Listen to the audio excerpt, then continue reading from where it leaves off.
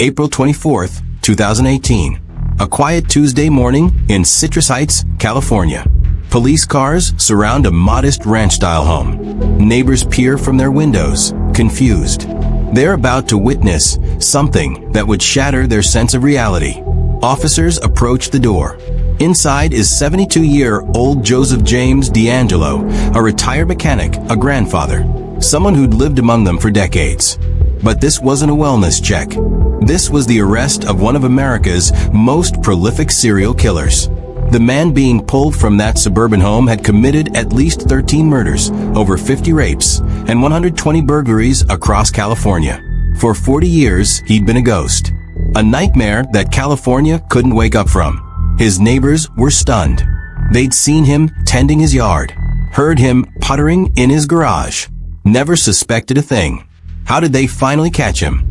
That's where our story gets really interesting. To understand the magnitude of what police uncovered in 2018, we need to go back to June 1976. Sacramento, California. A woman wakes in the middle of the night to a flashlight beam in her face. A masked man stands over her bed, a gun in one hand, a knife in the other. His voice is cold, mechanical. Don't move or I'll kill you. Don't make a sound or I'll kill everyone in the house.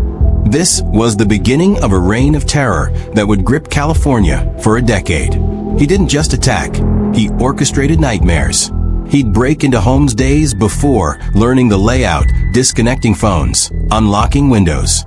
He'd ransack the house while his victims lay frozen in fear, tied up, uncertain if they'd live to see morning. The attacks followed a chilling pattern.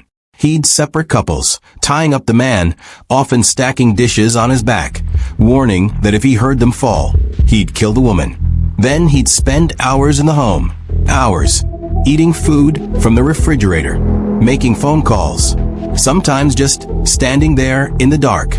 Survivors remember his whispered threats.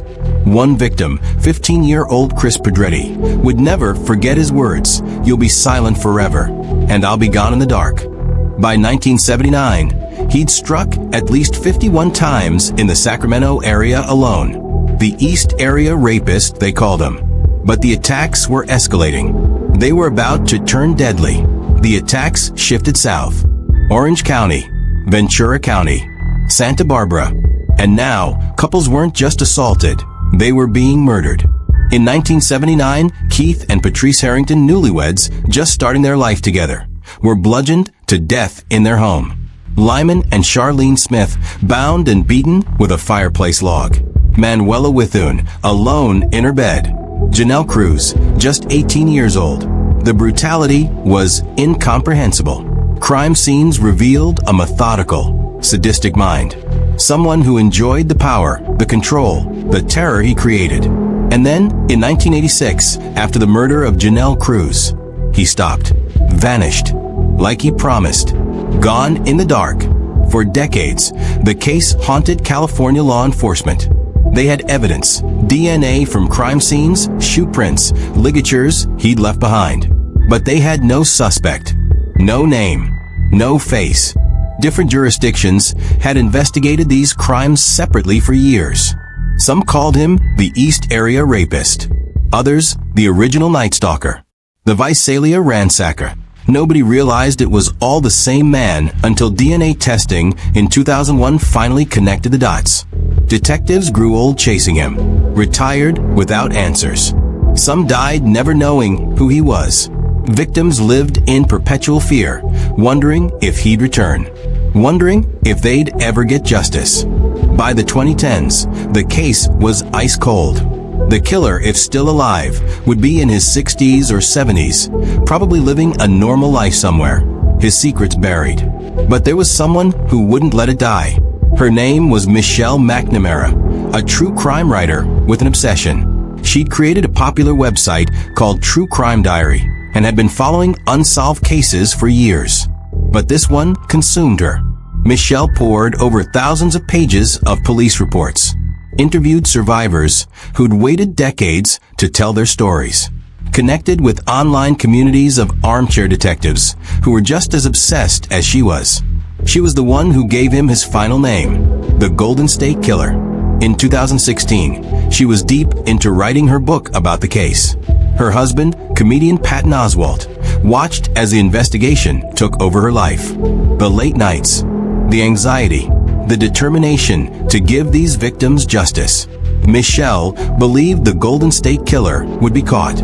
She believed forensic genealogy, a new technique using DNA and family trees, would be the key. But Michelle McNamara never got to see it happen. In April 2016, she died suddenly in her sleep at age 46.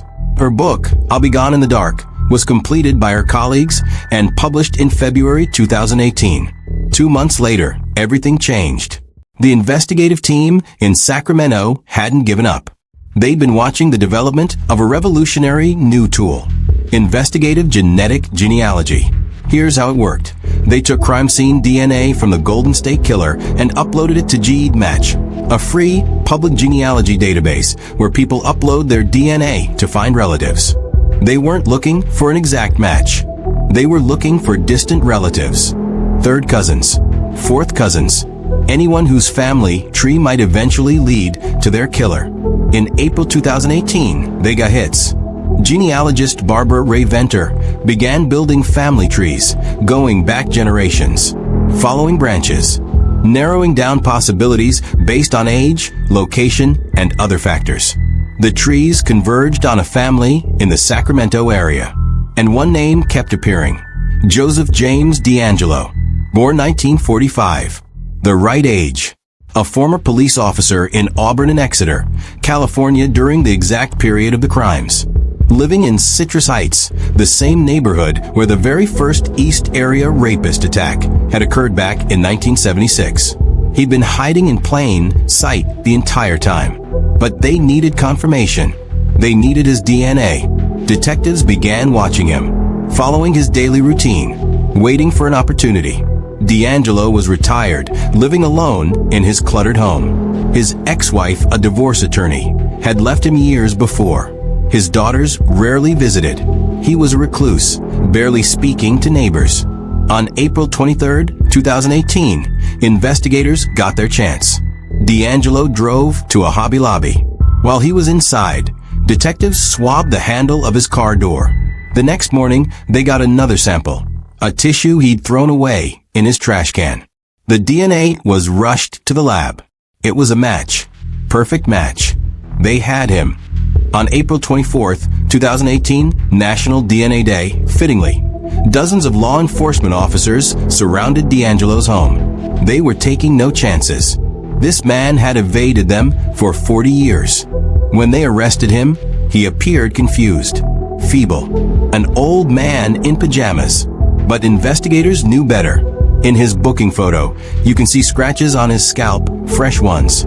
He'd been rubbing the top of his head raw, possibly trying to remove his own DNA before they could get it. Even in custody, he was still playing the game. At a press conference the next day, Sacramento District Attorney and Marie Schubert stood before the press. "We found the needle in the haystack," she said. "And it was right here in Sacramento." This was the first time genetic genealogy had been used to catch a major serial killer. It would go on to crack over 150 cold cases. Michelle McNamara never lived to see this moment, but her words proved prophetic.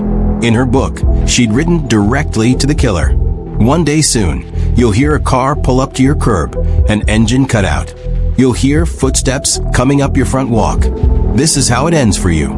She'd been right. As investigators dug into Joseph DeAngelo's life, a disturbing picture emerged. He wasn't some drifter. He wasn't an outsider. He was a cop. From 1973 to 1979, the exact years of his crime spree, DeAngelo wore a badge, first in Exeter, then in Auburn. He knew police procedure. He knew how investigations worked. He used that knowledge to stay one step ahead. In 1979, he was caught shoplifting a hammer and dog repellent from a store, tools of his trade. He was fired from the Auburn Police Department. Shortly after, the attacks in Northern California stopped, and the murders in Southern California began. DeAngelo had been married to Sharon Huddle, a divorce attorney. They had 3 daughters together. His family had no idea. When he was arrested, his daughter's DNA, already in law enforcement databases from her own career, became a confirmatory piece of evidence against her own father. In June 2020, Joseph DeAngelo appeared in court. Due to COVID-19, the sentencing hearing was held in a ballroom at Sacramento State University to accommodate the dozens of victims and family members. For 3 days, survivors stood before him. People in their 80s and 90s. People who'd waited 40 years for this moment. Jane Carson Sandler, raped in 1976 while her young son was in the house, looked DeAngelo in the eye. "I was frozen in fear beyond description." Chris Pedretti, the 15-year-old who'd heard him say he'd be gone in the dark, was there. Elizabeth Hupp spoke about her father, Claude Snelling, a professor shot and killed by DeAngelo in 1975 while trying to save his daughter. Elizabeth had been kicked in the face 3 times. She was there, and the families of those who didn't survive spoke for the dead. 13 murdered, dozens of lives destroyed. Through it all, DeAngelo sat in a wheelchair, silent, staring straight ahead, playing the feeble old man. But when his ex-fiancée, Bonnie, entered the courtroom, the woman who'd broken up with him in 1971 after he became abusive, Prosecutor Tien Ho watched DeAngelo closely. His breathing stopped. Just for a moment, the mask slipped. As part of a plea deal, DeAngelo pleaded guilty to 13 counts of first-degree murder and admitted to 161 uncharged crimes, including kidnappings, burglaries, and rapes. The death penalty was taken off the table. On August 21, 2020, he was sentenced to life in prison without the possibility of parole. 11 consecutive life sentences. Before sentencing, he stood from his wheelchair, removed his mask, and spoke for the first time. "I've listened to all your statements, each one of them," he said in a raspy voice. "And I am truly sorry to everyone I hurt." The courtroom was silent. Too little, too late. Judge Michael Bowman didn't mince words. When a person commits monstrous acts, they need to be locked away where they could never harm another innocent person. Joseph James DeAngelo will die in prison. The Golden State Killer case changed everything. It proved that no matter how smart you think you are, no matter how careful, no matter how long you hide, science will find you. Since DeAngelo's arrest, investigative genetic genealogy has helped solve murders that were cold for 50, 60, even 70 years. Families who'd given up hope are finally getting answers. But this case is also a reminder of the cost. Michelle McNamara gave everything to this investigation. Her time, her sleep, her health, ultimately, her life. She died before seeing justice served, but her work helped keep the case alive in the public consciousness. Patton Oswalt, her husband, has said that Michelle would be thrilled to know the Golden State Killer was caught. But she'd be even more thrilled that her work helped other cold cases get solved. For the survivors, there's no real closure. You can't undo 40 years of fear. You can't bring back the murdered. You can't erase the trauma. But there is something. The boogeyman has a face now. The monster has a name. Joseph James DeAngelo is no longer gone in the dark. He's locked in a cell, where he'll remain until he takes his last breath. And the victims, the ones who survived and the ones who didn't, they're finally free. This is True Crime Vault 360, where the past speaks, the truth breathes, and the shadows never stay silent.